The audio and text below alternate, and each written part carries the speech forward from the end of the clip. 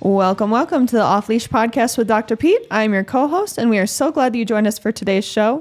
Remember, we're not here to say what you want us to say. We're here to be an advocate for your pet. There we are. And we had some very interesting questions sent in by who I believe to be Voyager customers. So we are going to go over those today, and we are going to answer them. Ready, Dr. Pete? Sure. All right. This first one comes from Joanne. Hi, Dr. Pete. Would you tell us what you think of genetics of copper storage disease? Do you think it's realistic to to breed this out of our dogs? I own 3 Britneys, 1 affected by this disease, and 2 carriers. Since starting Wholesome Chicken, my affected dog is back to normal. So is her liver enzyme levels.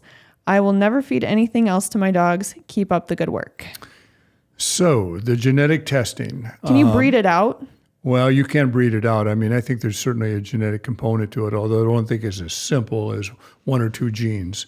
And I think that I've talked to my friend, Dr. Sharon Center out of Cornell, and she's of the same mind that it may be helpful to find out whether you have a dog that's carrying this or not carrying this.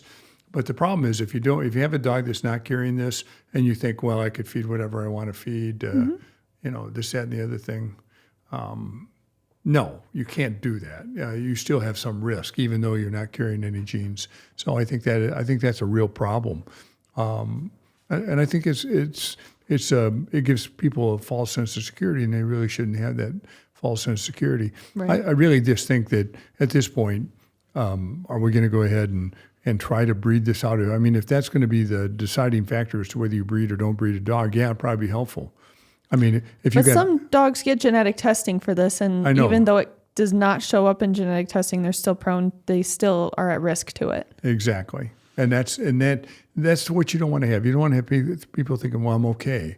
Because really you're not okay. If you're going to, and we know this for a fact that there's some of these dog foods that have really an incredible amount of copper in them, and the dog foods, and that's what we got going on right now. We have dogs and owners that are playing kind of Russian roulette with how much copper's in dog food. Mm-hmm. I know I probably repeated this a number of times, but we just got done checking some stuff, and some of these dogs were between 1 and 400 for parts per million of copper. We're at 7.3, 7.5, 7.5, not 75, 7.5, 7.3, 8.0, things like that. So when you look at a dog and you say, well, he's not carrying this gene, and say, well, there's no way this dog's going to get copper storage.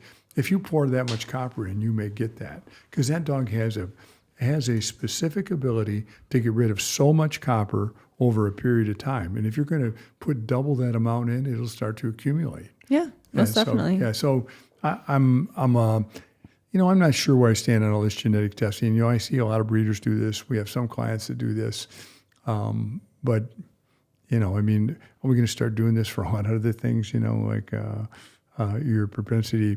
We do know that some dogs that get bit by mosquitoes have heartworms. Not all the heartworms are going to finish their life cycle. That there probably is an immune-mediated component to that allows the body to kill the microflora. I mean, we're going to try to test to see if we can breed a line of dogs that, can get by heartworm-bearing mosquitoes. No, we're not going to do that. We're going to go ahead and practice good medicine and prevent what we can prevent. Exactly. Then we'll treat what we got to treat. Treat the treatable, prevent the preventable. Yep. All right, this next question comes from Lily. I know puppies have a higher dietary copper requirement than adult dogs, so we currently shouldn't feed Voyager until they're adults. Any chance Voyager will be creating a new recipe that has the appropriate amount of essential copper sustainable for puppies? I don't know how to answer that. I like to throw out something. I do feed all my puppies Voyager. Yeah. And they do all very well on it. But I know it's not like a AFCO required thing or recommended. Yeah, well, they made the 7.3 is the part for adult dogs and 12.4, I believe, for puppies. And we just can't make that with natural copper. Somebody picked that number out, and it wasn't like it was scientifically derived. Do you know what I'm saying? They just decided maybe that number is 40% more than what the minimum was 7.3. Maybe 1.4 times that gives you 12.4. 1.4 times 7.3 gives you whatever it gives you, but somebody picked that number out. So I agree with you. We have a number of people. So we meet all the requirements for protein and calcium and phosphorus and calories. We Just meet not copper. just not copper. And you know what? I'm Screw it. probably never going to put copper in anything. You know, Yeah. so it's We probably will never offer a puppy food. yeah. Well, unless there are changes made through AFCO, or it just would be a non-AFCO diet right. because there's only Well, either that or we could find a protein that had enough copper in it. We could find a protein that had enough copper in it to make the 12.4. okay. That would be the only way I would do it because it would be natural copper, copper that had been. But the truth of the matter is, do I want to do that? I'm not really wild about it. Yeah. It's what you're asking me. What you're asking me sometimes would come down to, is it all right for an alcoholic to take communion? So I don't want to put that in there. Yeah. Right. I think it's a, I'm just not probably going to put it in there. I may find a protein, or we may find a protein. That's a crazy example, by the way. It is? Okay, well, you get the idea. Well, maybe you don't get the idea. You don't drink. But anyway, you get the idea that's what that is. It's like, well, maybe a little bit would be okay. And maybe a little bit would be okay. But the only thing is, here's what we do see.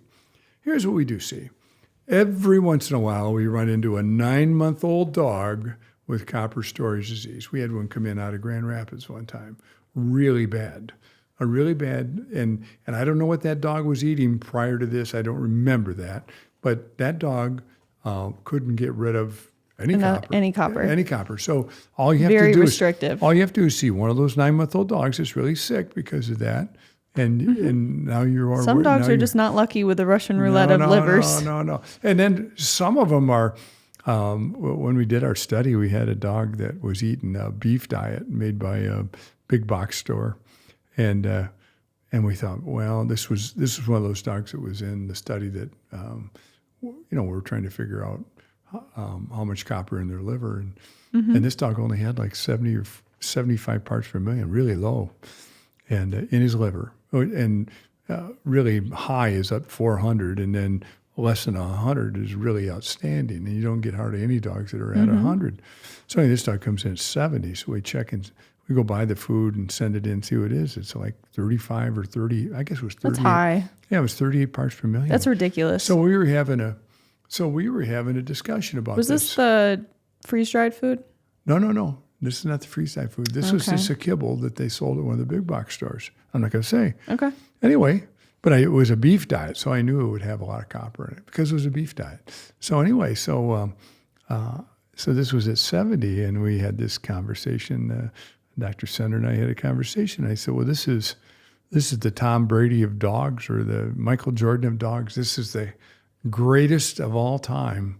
Because it just did not matter. It could get as much copper out of the liver as it needed to, and it was the Tom Brady of all livers. The Tom Brady of all livers. It was able to get everything out of there easily, probably because this dog was on a fair amount of stuff, and there would be other dogs that would eat that much stuff that would die from it. That being that high. So the greatest of all time, and we don't know that. That's the thing we don't know. We don't know what each individual dog's ability to excrete this is. Okay.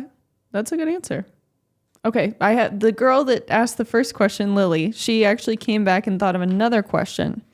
She said, sorry, I just thought of another question after listening to your podcast on your recent findings report at the ACVIM meeting. Yep. Which, by the way, that podcast came out and it doubled in views. So it got like more views than most of our podcasts have gotten. So a lot of people thought that was extremely interesting. Well, good. So kudos.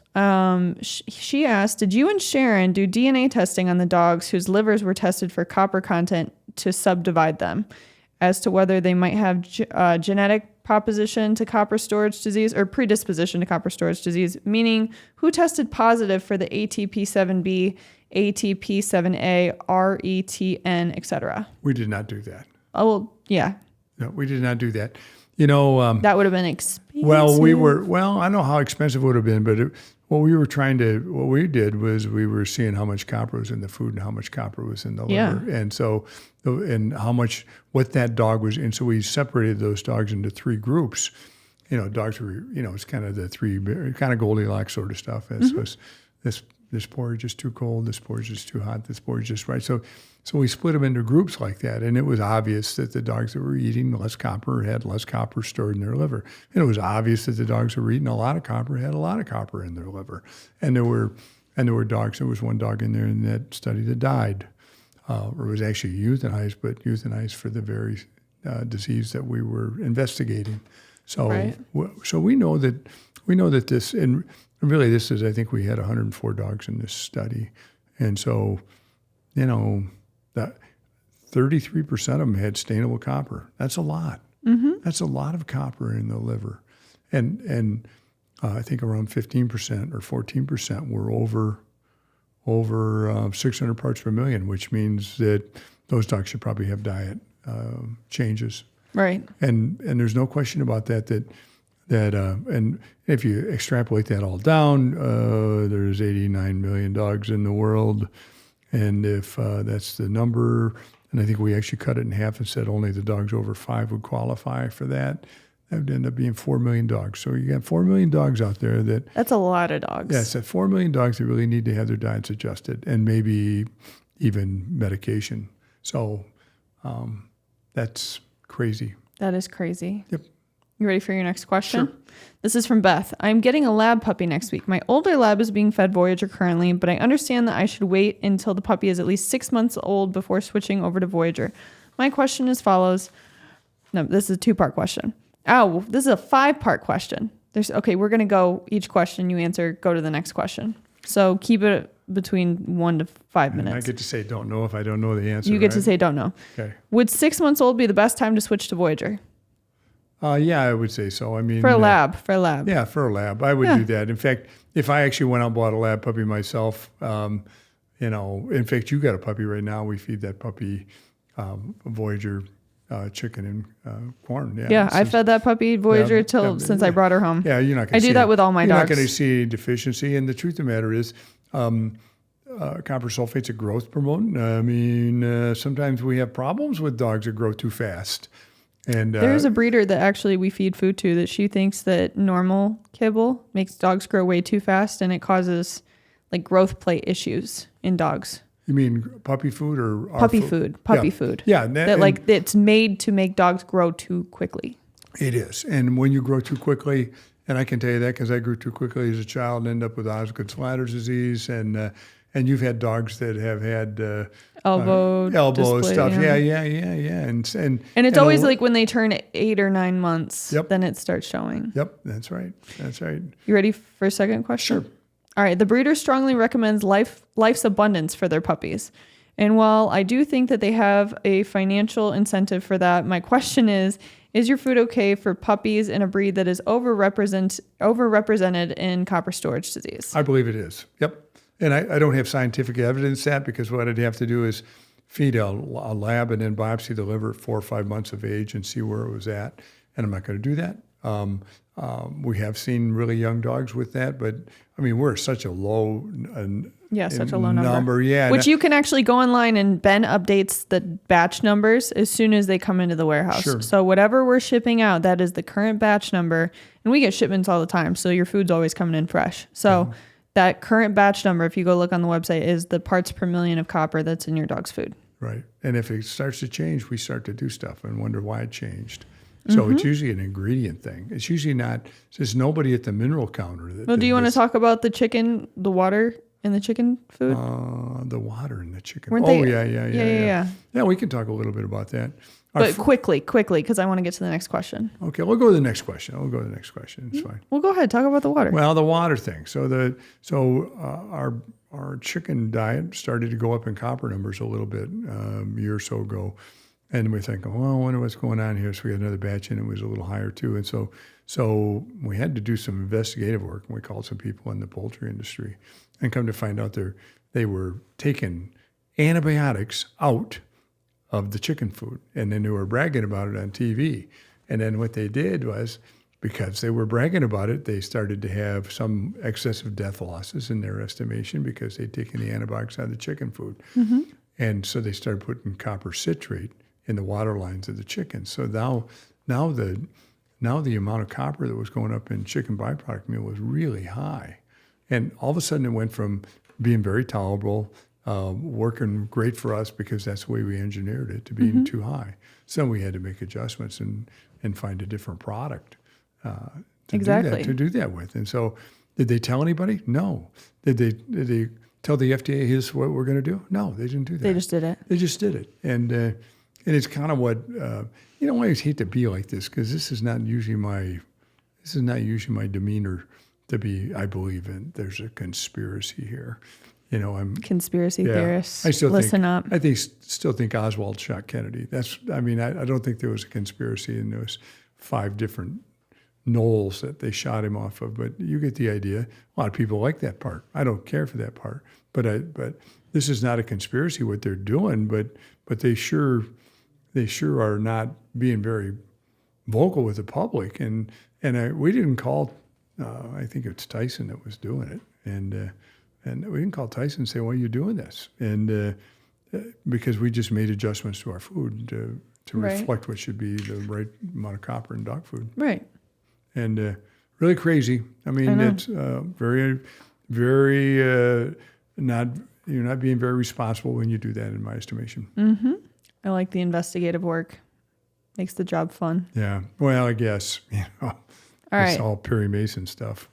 Question number 3. In previous emails, you mentioned that Nature's Logic for the puppy stage would be good, but it looks like it contains liver, and that seems like it could be something to avoid. Maybe chicken meal also has that. Well, I think, no, chicken meal does not have that. I think chicken liver has it. And so when you have livers in there and it's overrepresentative in the dog food, I think you can use a little chicken liver to make your number, but I think a lot of chicken liver makes your number way too high. And then when you put a pinch of stuff in afterwards, it's too much. I think Nature's Logic is one of those companies that doesn't add copper either. I can't tell you, I don't work there, I don't know them at all. I think they're a family outfit kind of the way we are. I think they're probably well-intentioned, but I don't think I'm not sure how much copper's in their dog food. You'd have to call them and ask them. I've never done that. A lot of people are real private about how much copper's in their food. They will tell you a bunch of crap sometimes. That's not. They will. We had that experience already, and somebody gave us a very explicit number of how much copper was in their food. 12. Yeah, 12.5.